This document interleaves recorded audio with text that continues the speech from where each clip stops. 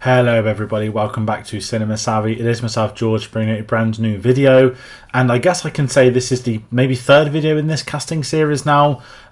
There has been a huge announcement in the last hour. I'm very lucky, timing's worked out that my screening of House of the Dragon tonight has been delayed. I'm going to be at home for a few more hours, and then HBO have just dropped the latest announcement following a couple of rumours in the night and across the afternoon for, of course, the Harry Potter series, which is starting very, very soon shooting here in the UK. We've had probably the biggest announcement yet in terms of sheer numbers. I'm going to be talking about some of those. I won't be talking about all of those. I'll get into that very briefly in a moment. On top of this, I guess where I'm going to start to segue before I give my thoughts on this is comment your thoughts on the Harry Potter cast so far, particularly the adult members, surprises, people you're really excited that were signed on, roles you're disappointed by, roles that may be being cast too early, you might be saying. So I'm curious to know what people think of this, how this series is shaping up for this one. Obviously, we don't cover stage here, but there was the big Tom Felton announcement last week, which personally I thought was very cool, and I'll get into Lucius Malfoy a little bit later on. But yeah, I do want to hear people's thoughts on this one. There's a lot of other things happening on the channel. There's obviously going to be more Harry Potter stuff as the series draws nearer, and I'll be doing my best to cover some of the major announcements as best as I can. That being said, people might be wondering who've watched over the Harry Potter stuff, why didn't I do a video on the main trio? I did put some stuff on our social medias. A bit of a strange one, if I'm honest. I don't think I need to do a video on 3 children being cast in a TV series, no matter the size of the series, no matter how much I'm excited for it. I don't need to do a video to look at a photo of 3 kids, to scourge into their backgrounds, to see what I've read about some of them online, what I've read about the parents online. Anonymously, a lot of people seem to have the right mindset with it, but there's been usual suspects, usual things said. So personally, I don't want to do a video on that. There is nothing I could add to a conversation on 3 essential unknowns being cast in this role for a series which is going to change their life.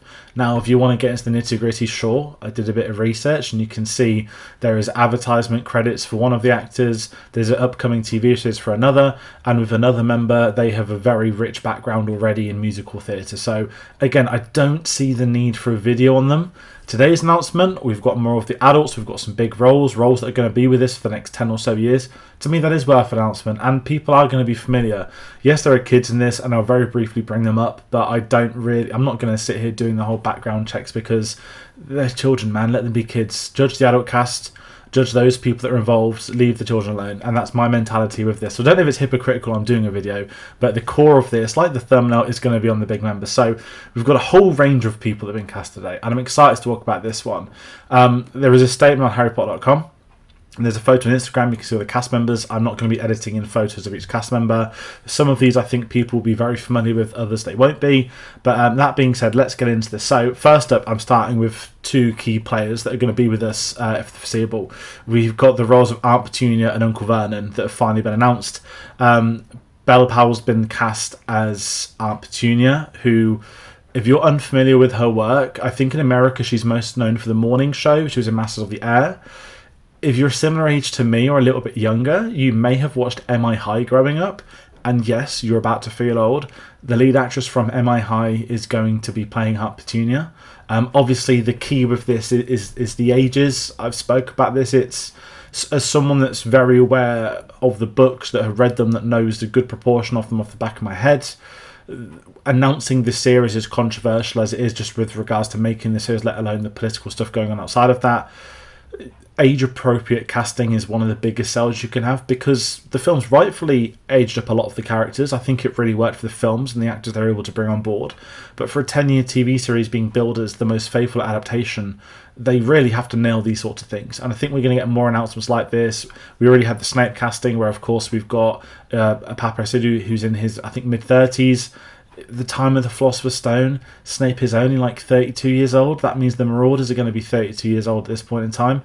And as Aunt Petunia being the older sister of Lily, kind of makes sense that she's 33, 34. So they've absolutely nailed the casting. She's an incredible actress. The Pete Davidson Staten Island film was really good that she's in too. So if you're looking for recommendations, I recommend them. We've then got Daniel Rigby coming on board playing Uncle Vernon. No, I've not seen Daniel Rigby in many things. I know he was in the Eric Cantona film many years ago now, which was, if you're not into football, you won't have a clue who that is. But this is an announcement I'm excited by, because the thing with the Dursleys is, yes, they're abhorrent, but they are also comic relief, particularly with Uncle Vernon, that there will be many comedy moments throughout the 7 seasons with him. And I think the way this series is going to be structured, that episode 1 of every season is going to basically be a Dursley episode. I personally can't wait for that, and I think these are great roles to have. Again, getting the age right, getting the looks right, they've got to be playing that definitive middle class trying to be upper class, and if they are going for the 90s setting, then it's going to work in that favour too. So I'm excited for the Dursleys. That's a really cool one. I did wonder if we're going to get something soon. I know we had the kids, we gave them a few weeks, my film is going to start soon, because so much probably the first 2 episodes, maybe more will come on that later at the end, but the Dursleys going to have obviously a bigger focus in the first season than any other. So I'm very curious when the filming starts properly, we're going to have time with these adults, with Harry, before we start bringing in other players elsewhere. So lots of production questions we don't have the answers to, we're not going to get the answers to. But let's talk about another big player that's going to be with us for a long while. Probably my favourite announcement today. Molly Weasley will be played by Catherine Parkinson. If you are unfamiliar with Catherine Parkinson, oh my word, you need to watch The IT Crowd. She's an incredible British actress. She's amazing at her humour, but more importantly than that, she has a heart in all of her performances. She's done a lot of stage work here in the UK as well. And if I'm completely honest, I thought Molly was going to be a really tough role for them to cast. But to bring her in, she's going to be playing the mother of 7. Hopefully we get more of her backstory with the Pruitt brothers, which is something I'd be excited to see in a flashback. We can really, my own wish list for the series isn't just to adapt the books quote faithfully, it's to really give an insight into things they can do a little bit more, and the Weasley family is that, specifically the structure and Molly and Arthur's relationship and their history. So that is an amazing person to come on board, that I think is a great name to have, especially if you're going to think about this is going to be someone primarily on set with kids when she's on there. You can imagine the kids are going to have a whale of a time, so that's very exciting. And then moving on from the Weasleys, because obviously Arthur doesn't pop up till the 2nd, so they haven't cast him yet, because they have just cast someone who didn't appear in the first book, I should say. We have the Malfoys that have been cast. A big week for Malfoy castings, isn't it? Tom Felton is obviously going to play Lucius on Cursed Child Broadway. I've got my opinion on that. Very cool. Don't know why he's doing the Broadway one, not the London one. That's frustrating from, Harry Potter being British.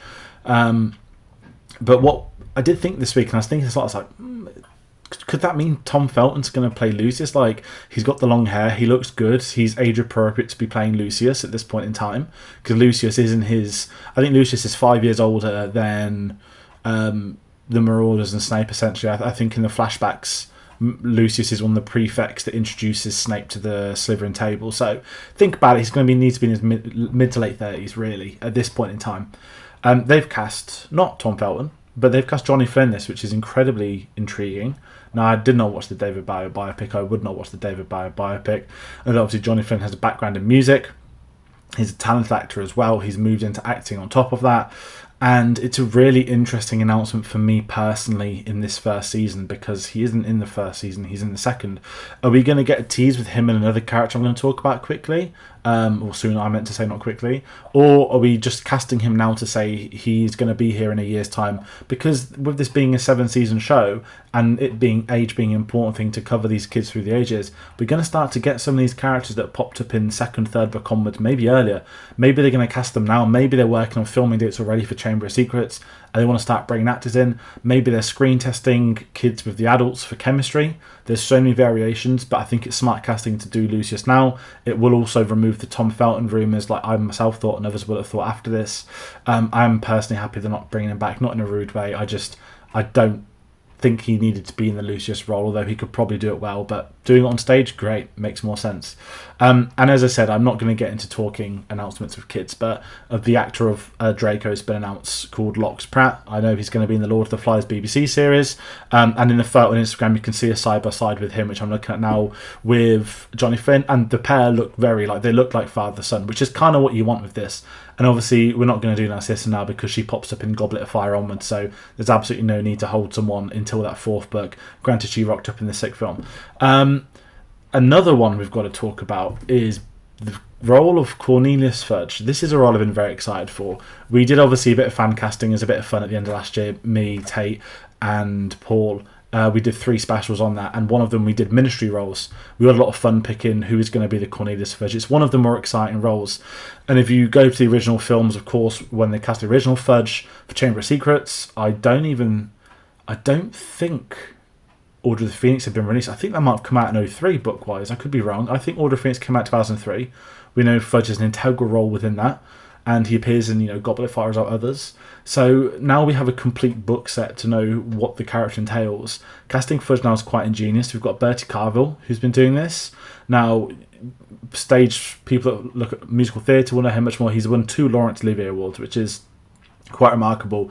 People don't know what the Olivier Awards are. The Olivier Awards are basically the British version of the Tonys.